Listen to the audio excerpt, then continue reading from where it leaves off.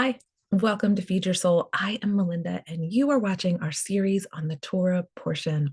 This series is designed with followers of Jesus in mind, whether you're Messianic, Christian, Catholic, Protestant, non denominational, or no title at all. If you love Jesus or Yeshua, our Messiah, um, this is for you. It's to help us know the front of our Bibles, right? So that we know the foundations that the back of the book was written upon. You can't really understand the New Testament fully without understanding the beginning of the Bible. So here we are in the fifth book of the what is commonly referred to as the Torah, although the word Torah really means instruction. So I don't think that's limited to those first five books of the Bible. But here we are in Deuteronomy. And in Hebrew, Deuteronomy is called a Devarim, which just means words. The title is taken from the first significant words in the portion, and these are the words that Moses spoke to the Israelites, to that next generation. And so that's what the whole book is called. And I think it's a really fitting name for this last book of the Bible that becomes like a recap, a retelling. So, Deuteronomy, we're going to look at chapter 1 through chapter 3, verse 22. We're also going to look at Isaiah 1, 1 to 27.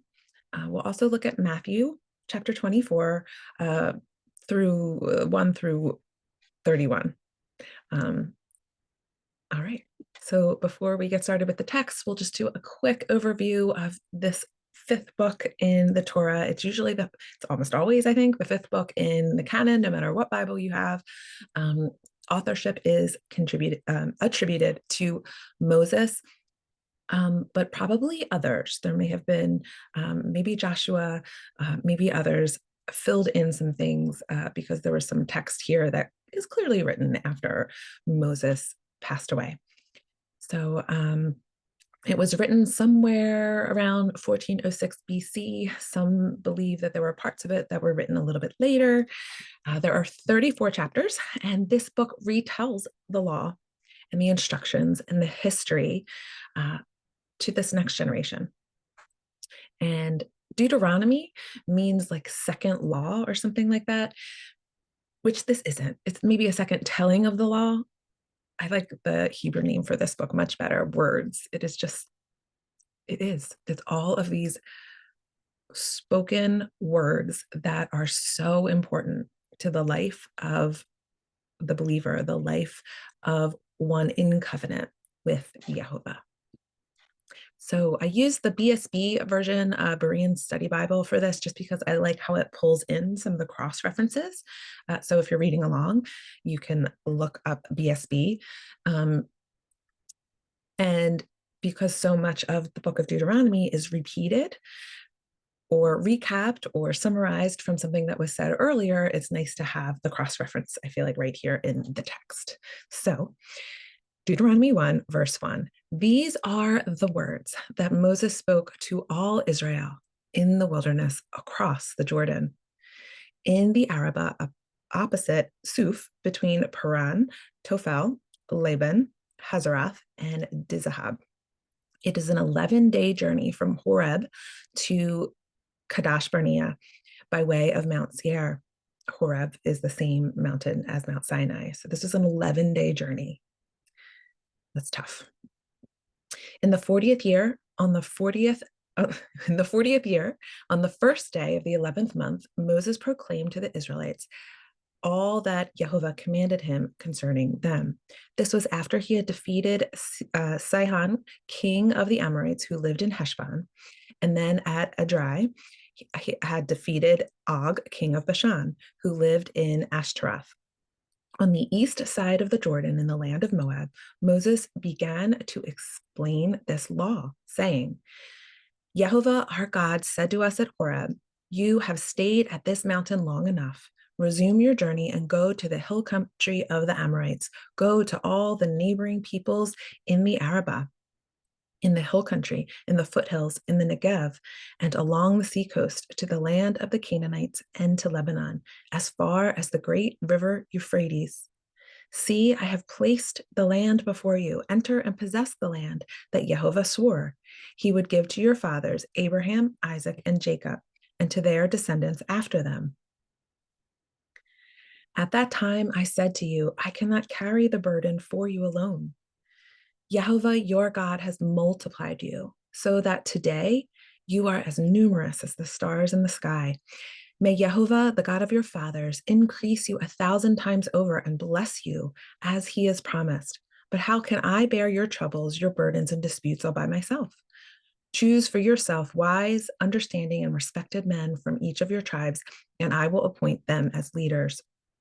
And you answered me and said, what you propose to do is good. So I took the leaders of your tribes, wise and respected men, and appointed them as leaders over you, as commanders of thousands, of hundreds, of fifties, and of tens, and as officers for your tribes. At that time, I charged your judges, hear the disputes between your brothers and judge fairly between a man and his brother or a foreign resident. Show no partiality in judging. Hear both small and great alike. Do not be intimidated by anyone, for judgment belongs to God. And bring to me any case too difficult for you, and I will hear it. And at that time I commanded you all the things you were to do.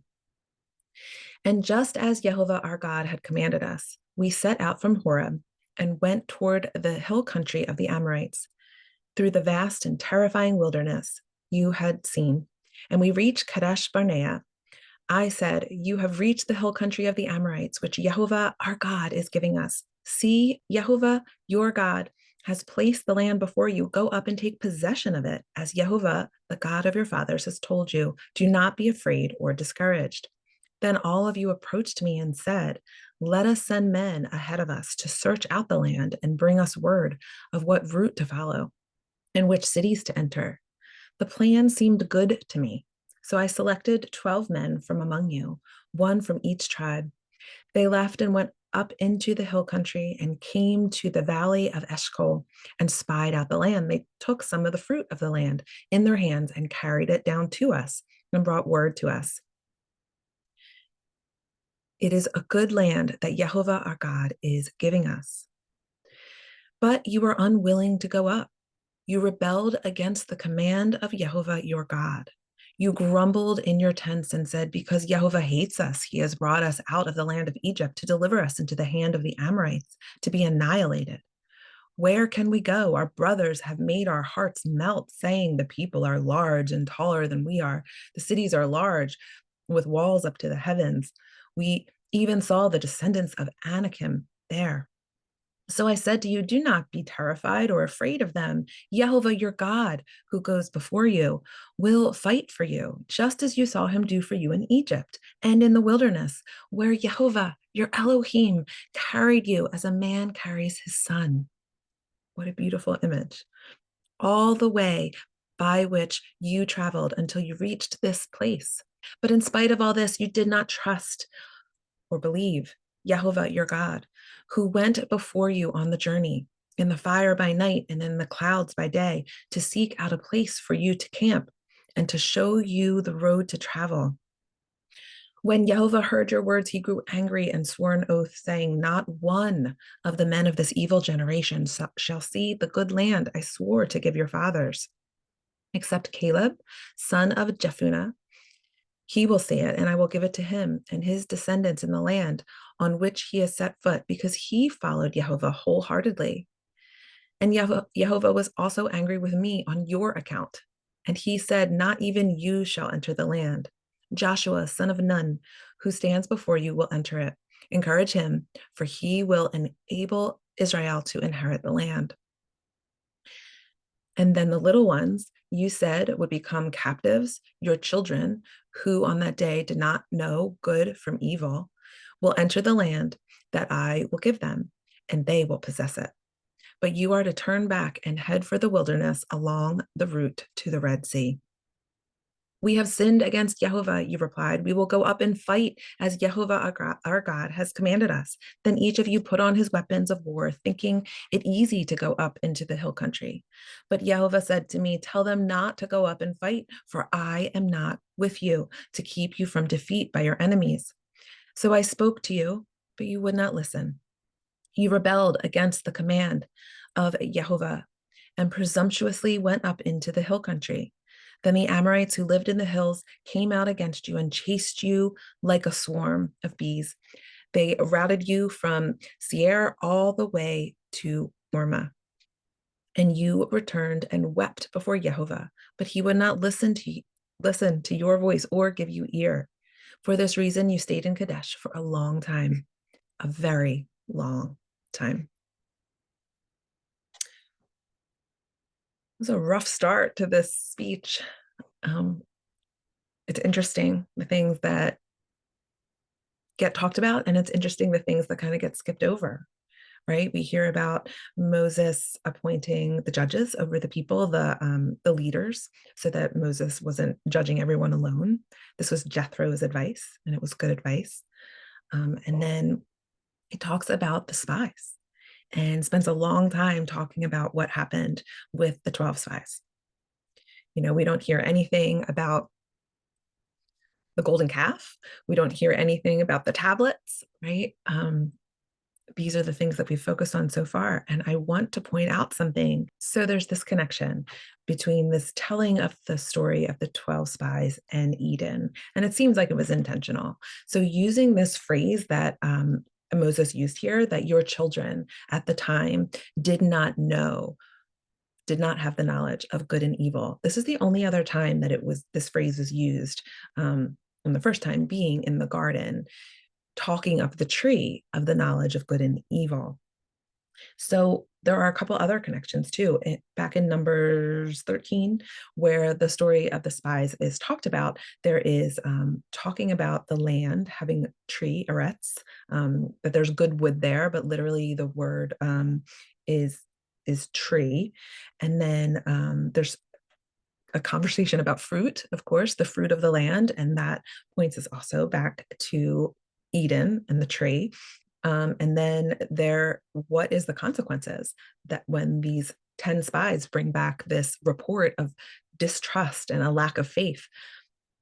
There was a punishment of being kept out of the land and also death, which are the same two consequences that came with eating of the tree of the knowledge of good and evil, right? Adam and Eve had to be expelled from the land, and death has now come into the world. So there's a connection here. And what is that connection? And I think it helps give us some insight into the meaning of what that knowledge of the tree of good and evil actually is, because it's a difficult concept. But putting this piece together with the Genesis piece, right? So we have the spies and Genesis. And what is the knowledge of good and evil? And I think I want to say it was Aleph Beta, that Rabbi Foreman, who does those great animated videos, who came up with this theory. So I don't want to present it like it's my own. That the connection here is that the knowledge of good and evil is the decision to make decisions about what is good and evil. Remember, in Hebrew, and we've talked about this a couple times throughout this series, is that Hebrew is a very concrete language. So when it says like God remembers his people, he's not just like lying around contemplating, thinking, reminiscing in his mind. When you remember someone, you act on their behalf. Kind of like how Joseph had asked, was it the cupbearer or the baker? He asked one of them, I think it was the baker, to remember him when he went to talk with Pharaoh. Remember me, not just like, don't forget about me, but speak to him on my behalf. So having knowledge isn't just about having this ethereal knowledge in your mind. Having knowledge about something in the Hebraic mindset would be to do something concrete. So having knowledge of good and evil means you're going to act or make decisions about what is good and what is evil. And this is what Adam and Eve did when they listened to the serpent. Eve decided that she would listen to the serpent's voice and make that decision and decide what is right and wrong, decide what she wanted above what Jehovah wanted. And God was like, here, I give you all of this, but I have made the decision on what is good and what is not good. when we make decisions that are contrary to what he deems as good, that's where we come into trouble. And so the people, the Israelites at this point, made the decision, instead of listening to what God said was good, they're making the decision on it is good for us to go back to Egypt. And also in this passage, we get a little bit more insight on how this decision was even made to go spy out the land. God had said it's time to go in. Moses was saying, go, it's time to take this country. God is with you. And the people said, hey, how about we go send spies so we can see what's going on? And Moses said, that sounds good to me. This sounds good. Let's do it. And that little piece of information was kind of kept out of the Numbers account of this. Moses did something that was right in his own eyes, allowed the spies to go out. The people did something that was right in their own eyes, decided they didn't want to go in and would rather go back to Egypt. They took on for themselves this knowledge, this decision making between good and evil. And this is the great sin of Israel listening to those 10 spies. And this, I think, is this insight into why Moses is actually kept out of the land. Because did you notice that back there, that he says, I was kept out of the land on account of you? When God told him he was going to be kept out of the land, it had to do with him striking the rock instead of speaking to it, to have the miracle of water be given to the people. But now we're getting a little bit more information that he's being kept out of the land for something the people did, or he was involved with, him and them. Sounds like the people had an idea. We're not quite ready to go in and trust Jehovah. And Moses agreed with them and allowed the spies to go in and then come back with that report. And the word that is used is they did not believe God. And that root word there is aman, the same root word we get for truth and faithfulness. Aman is truth. It's the same, it's where we get amen from. Aman, truth, it is true. And they didn't believe what was true, they believed what was false. And isn't that sin all the way back in the garden, to believe what is false instead of what is true?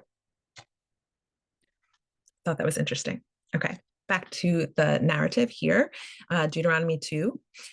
Then we turned back and headed for the wilderness by way of the Red Sea, as Jehovah had instructed me, and for many days we wandered around Mount Seir. At this time, Jehovah said to me, you have been wandering around this hill country long enough. Turn to the north and command the people. You will pass through the territory of your brothers, the descendants of Esau, who live in Seir. They will be afraid of you, so you must be very careful. Do not provoke them, for I will not give you any of their land, not even a footprint, because I have given Mount Seir to Esau as his possession. You are to pay them in silver for the food you eat and the water you drink. Indeed, Jehovah your God has blessed you in all the work of your hands. He has watched over your journey through this vast wilderness. Jehovah your God has been with you these 40 years, and you have lacked nothing.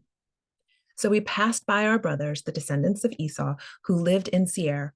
We turned away from Arabah, the Arabah road, which comes up from Elath and Ezion, Geber, and traveled along the road of the wilderness of Moab. Then Jehovah said to me, do not harass the Moabites or provoke them to war, for I will not give you any of their land, because I have given Ar to the descendants of Lot as their possession. The Emites used to live there, a people great and many, as tall as the Anakites. Like the Anakites, they were also regarded as Rephaim, though the Moabites called them Emites. The Horites used to live in Seir, but the descendants of Esau drove them out. They destroyed the Horites from before them and settled in their place, just as Israel did in the land that Jehovah gave them as their possession. So this parenthetical insertion is one of these notes that we think was written by someone else other than Moses, because it's talking about the land that was given, what Israel has already done, when in the narrative, it's what Israel will do. So just as an example. Okay. Now arise and cross over the brook of Zered. So we crossed over the brook of Sered. The time we spent traveling from Kadesh Barnea until we crossed over the brook of Zered was 38 years, until that entire generation of fighting men had perished from the camp, as Jehovah had sworn to them. Indeed, Jehovah's hand was against them to eliminate them from the camp until they had all perished. Now, when all the fighting men among the people had died, Jehovah said to me, "Today you are going to cross the border of Moab at Ar. But when you get close to the Ammonites, do not harass them or provoke them, for I will not give you any of the land of the Ammonites. I have given it to the descendants of Lot as their possession."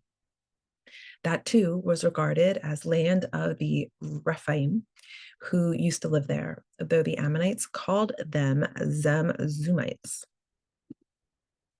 They were a people great and many, as tall as the Anakites, but Jehovah destroyed them from before the Ammonites, who drove them out and settled in their place, just as he had done for the descendants of Esau, who lived in Seir.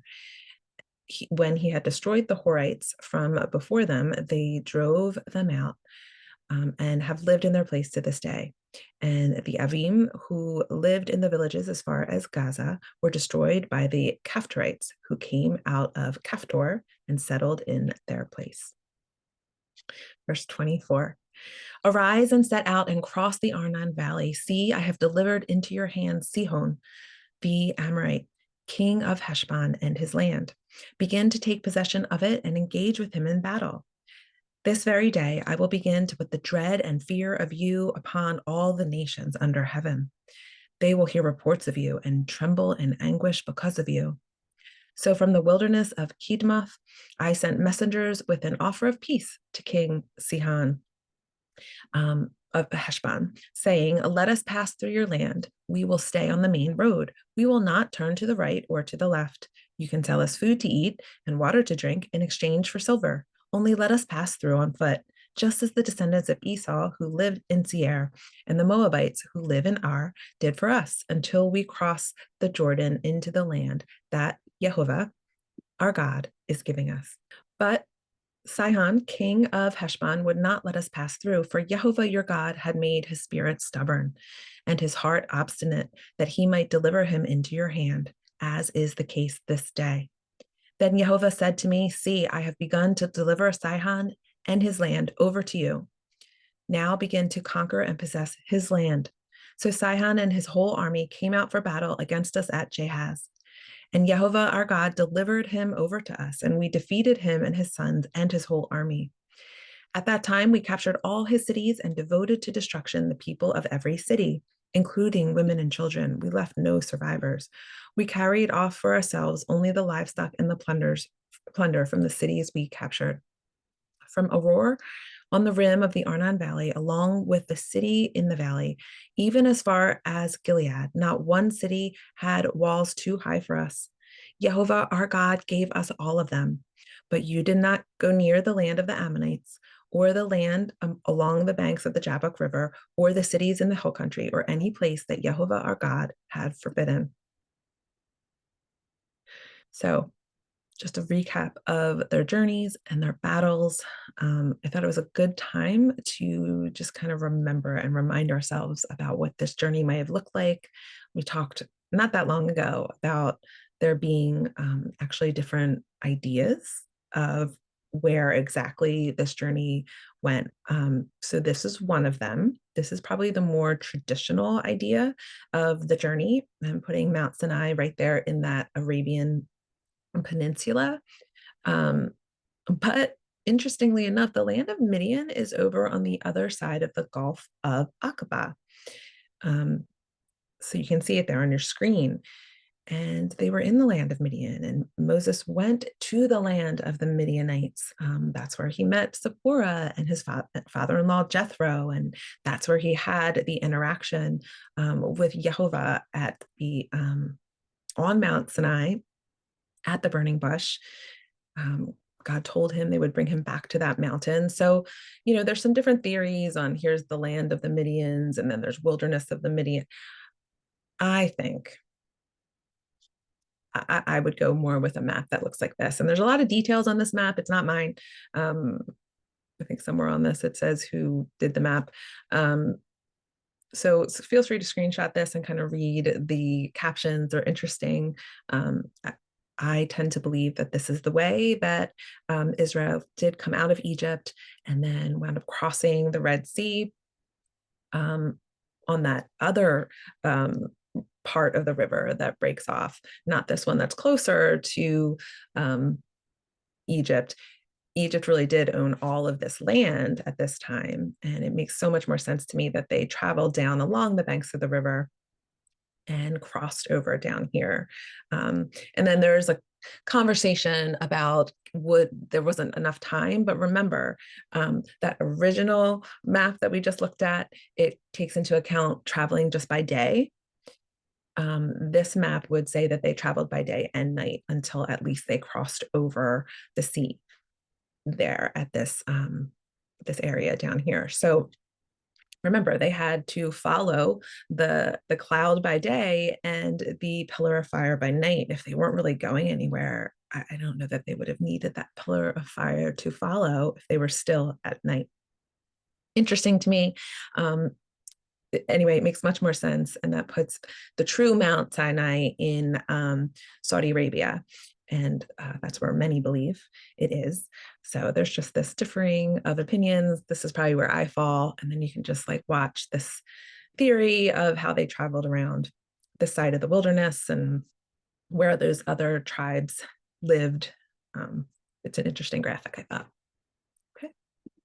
So Deuteronomy 3. Then we turned up and went up the road to Bashan, and Og, the king of Bashan, and his whole army came out to meet us in battle at Edrei.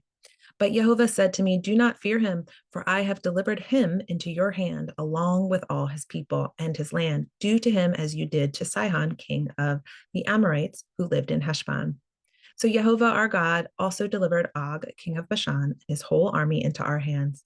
We struck them down until no survivor was left. At that time, we captured all 60 of his cities. There was not a single city we failed to take.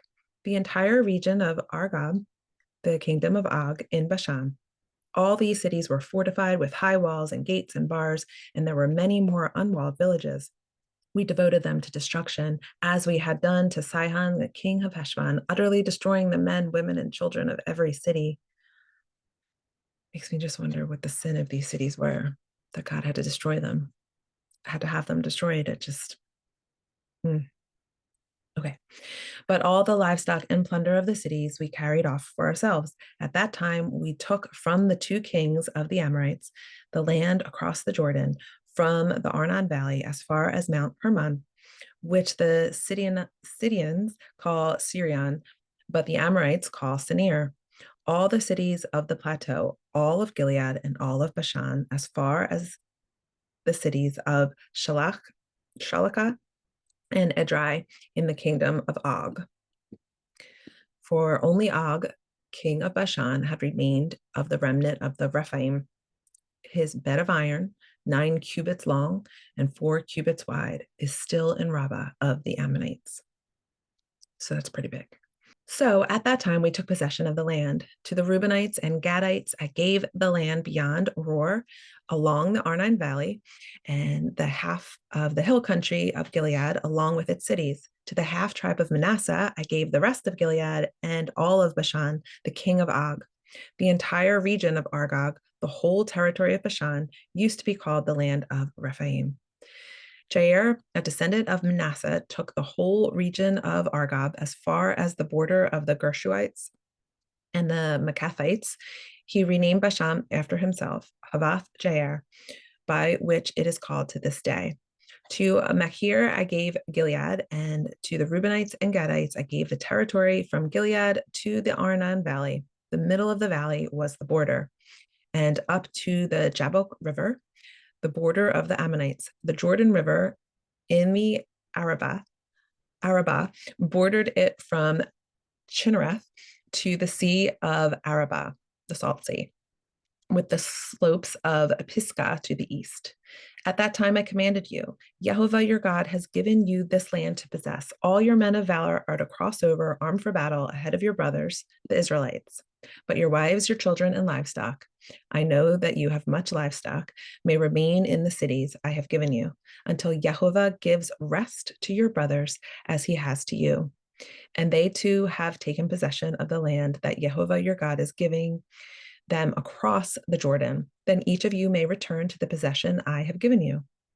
At that time, I commanded Joshua, your own eyes have seen all that Jehovah your God has done to these two kings. Jehovah will do the same to all the kingdoms you are about to enter. Do not be afraid of them, for Jehovah your God himself will fight for you.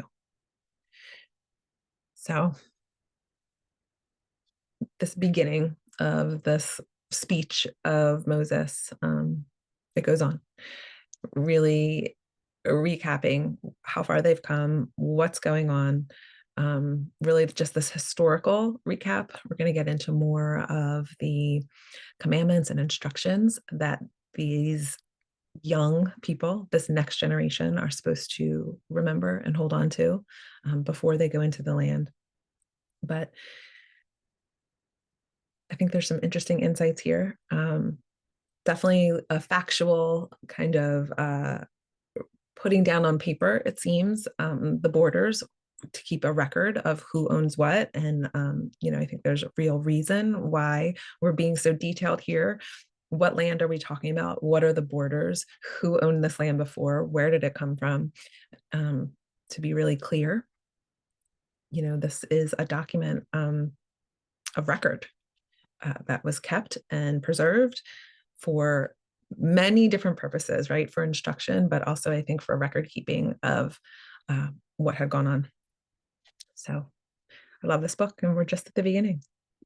But let's get into our prophet pairing, which is the very beginning of Isaiah. We're actually in the book of Isaiah for most of the rest of the portion, most of the Torah portions pair with verses in Isaiah up until the very end of Deuteronomy. So we're going to be in Isaiah for a while. We'll talk a little bit more about the background of Isaiah when we get to the end of this section. Okay, Isaiah 1.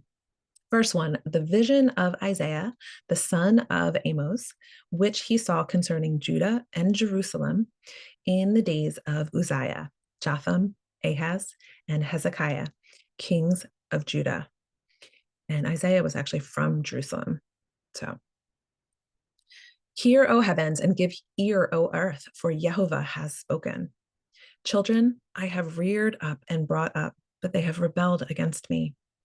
The ox knows its owner, and the donkey its master's crib, but Israel does not know. My people do not understand. Ah, sinful nation, a people laden with iniquity, offspring of evildoers, children who deal corruptly. They have forsaken Jehovah. They have despised the Holy One of Israel. They are utterly estranged. Why will you still be struck down? Why will you continue to rebel? The whole head is sick and the whole heart faint. From the sole of the foot even to the head, there is no soundness in it, but bruises and sores and raw wounds. They are not pressed out or bound up or softened with oil. Your country lies desolate. Your cities are burned with fire. In your very presence, foreigners devour your land.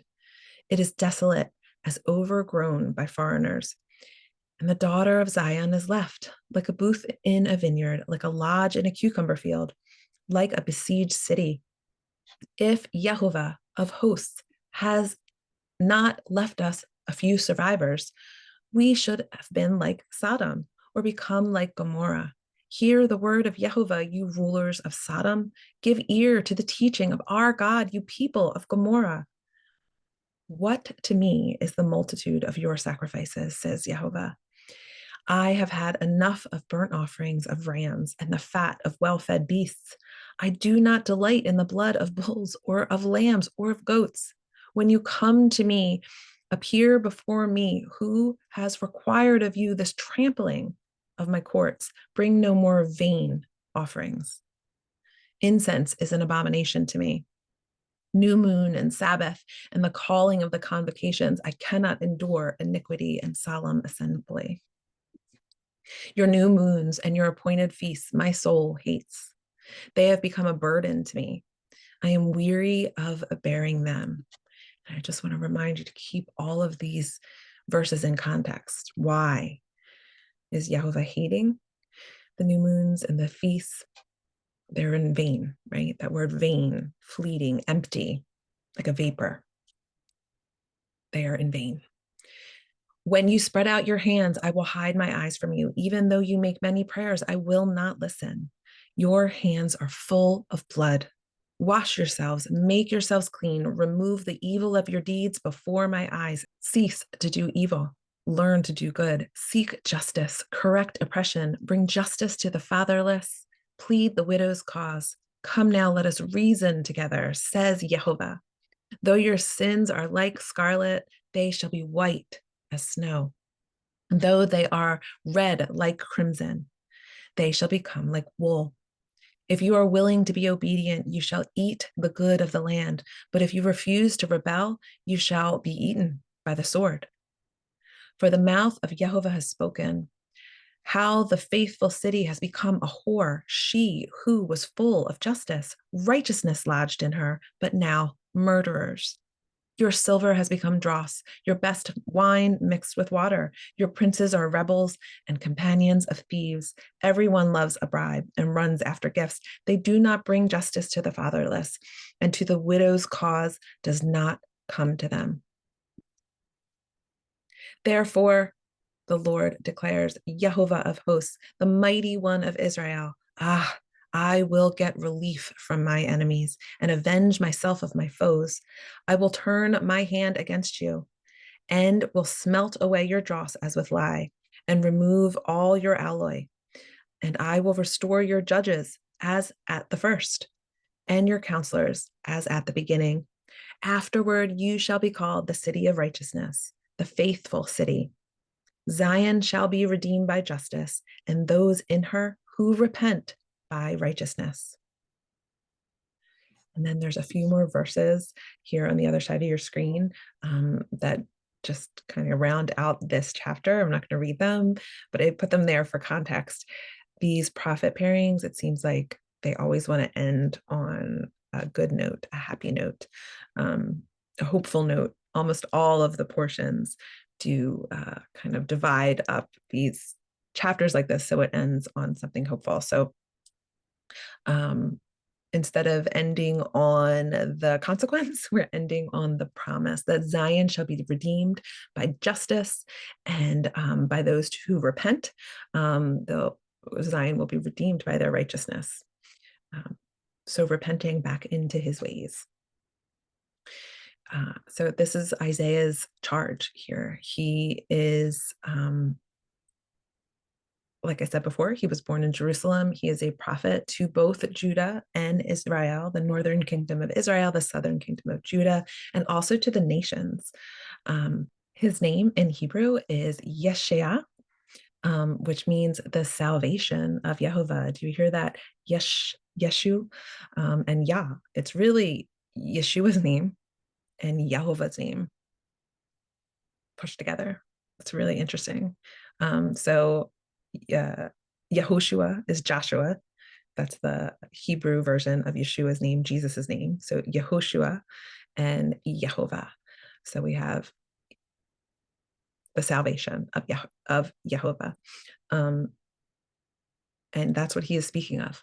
That's what he is proclaiming to both the northern and the southern kingdoms and to the nations, that Yehovah is the one who will bring salvation. So he is an interesting character in the Bible. We know a little bit about him. He has at least 2 sons, maybe more children than that. Isaiah is married to a prophetess. We hear that in, I believe it's chapter 8, a prophetess. Right? I've never heard a sermon preached on Isaiah the prophet and his wife, the prophetess. So that's interesting. And it really was his job to proclaim this consequence that was coming. At this point, they had already, many prophets have come, had come at this point to speak into Judah and Israel to get them to turn from their ways, and it just wasn't happening. And the reason this specific portion from Isaiah is read this specific week is because it falls in the very end of those 3 weeks. This that culminates on Tisha B'Av, which is the 9th of this month of really heartache, where the temples were destroyed, the first temple, the second temple, and there was a whole other list of things that happened right on or around this date in Hebraic history, in Jewish history. So it's a very sad time, a month of mourning. Seems like a month of attack, or weeks. There's 3 weeks of attack, a time of where the enemy is really looking to derail Israel from her destiny. So it's a time that really we should spend in prayer, this time on the biblical calendar every year. So kind of culminates right around now, right around when this portion would be. So this warning, and then this bit of a promise at the end kind of coincides with that spot on the biblical calendar. So let's get into the book of Matthew in our New Testament pairing, because this does pair with the whole idea of the destruction of the temple, and really acknowledging the destruction of both the first and second temple at this time of year on the biblical calendar. So, okay, Matthew 24, verse 1. Yeshua, or Jesus, left at the temple and was going away when his disciples came to point out to him the buildings of the temple. But he answered them, "You see all these, do you not?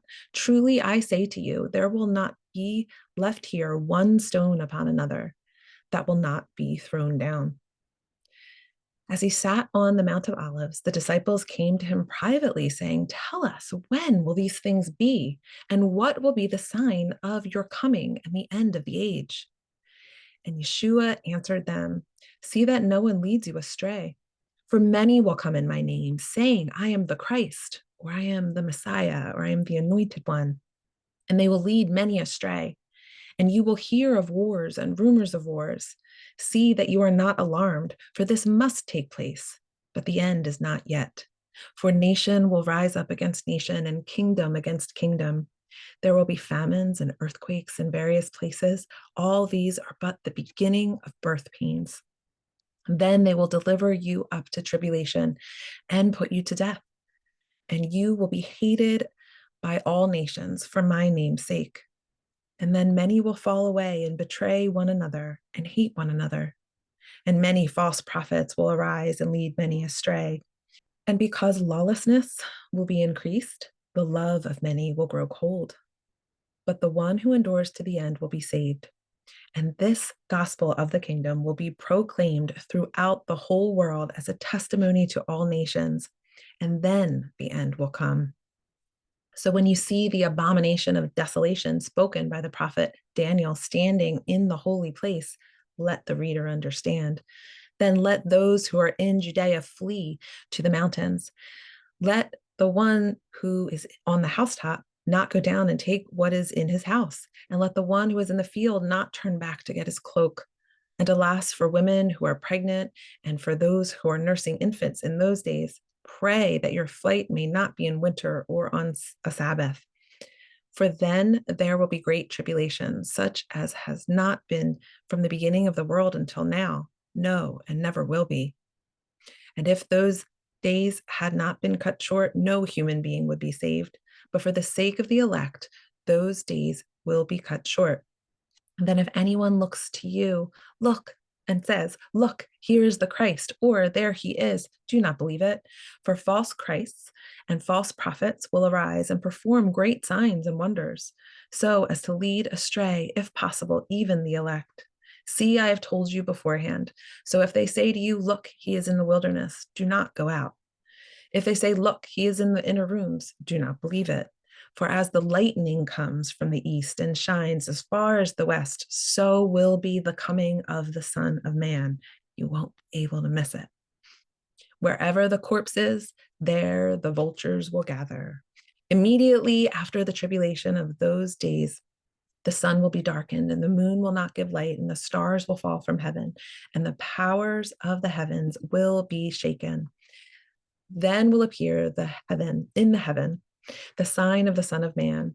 And then all the tribes of the earth will mourn, and they will see the Son of Man coming on the clouds of heaven with power and great glory.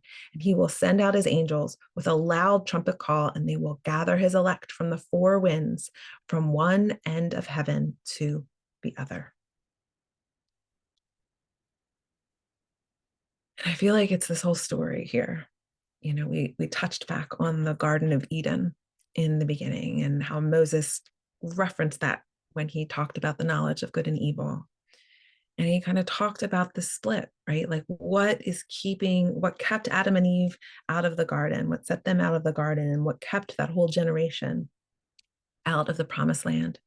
It was this taking upon ourselves the decision-making power on what is good and right and what is evil, instead of leaving it in the hands of our Creator. He made us, He made it all. He knows what is good and what is not good.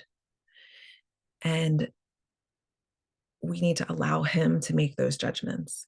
And so, looking forward all the way to the end, He will call His people back from all of the nations. And we will again be in communion with Him as we were in the garden. He will be our God. We will be His people. Our high priest will be the one serving, being king of His kingdom and ruling. And what is right will be restored. And I just love the idea. And just this idea of this steadfastness, that we don't choose not to believe, that we don't choose to believe the lies, whether it's the lies of the serpent or the lies of the 10 spies who were bad witnesses, who brought back bad reports. We don't choose to listen to lies and the twistings of the truth, but we choose to listen to Jehovah. And in the listening, remember, it's not passive. When we listen, we obey.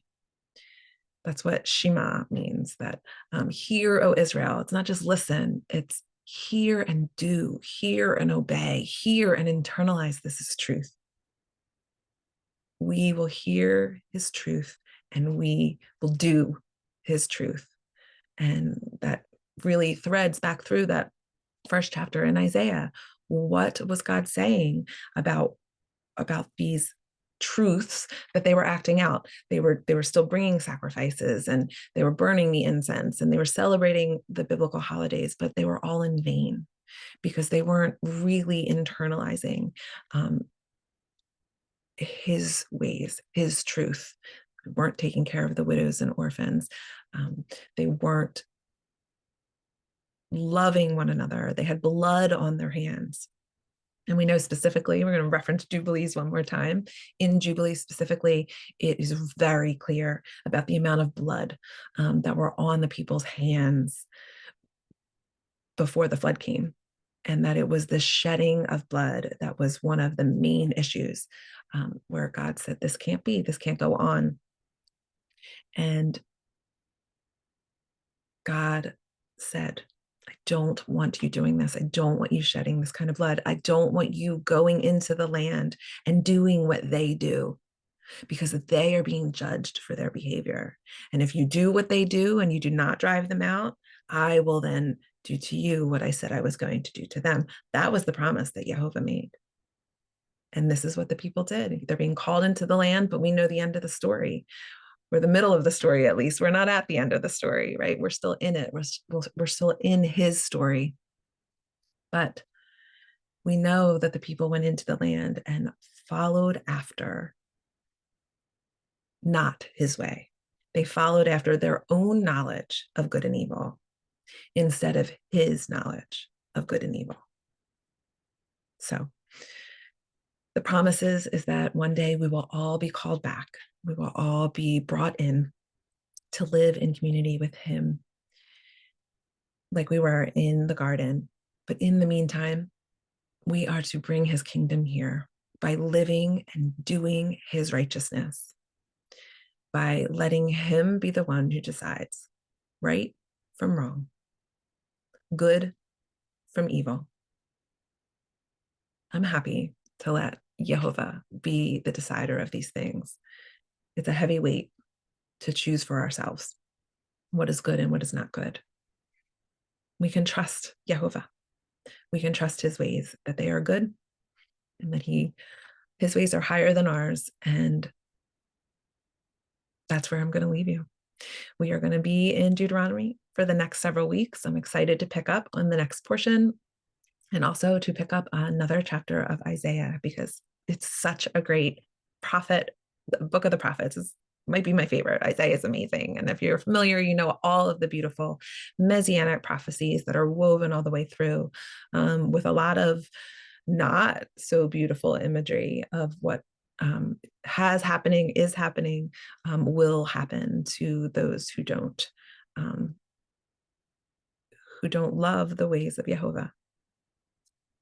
All right.